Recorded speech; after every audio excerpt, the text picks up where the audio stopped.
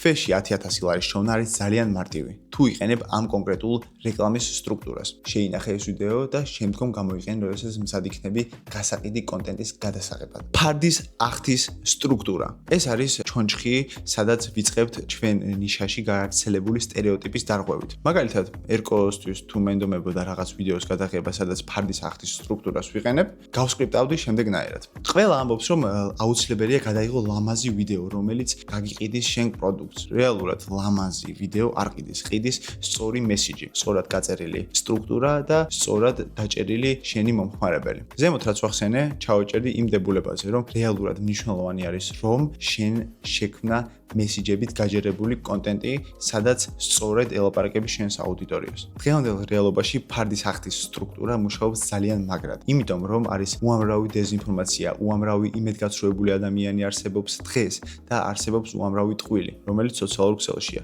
და შენ თუ რეალურად ამბობ იმ სიმართლეს, რაც სიმართლეა, ხალხი მოდის შენთან.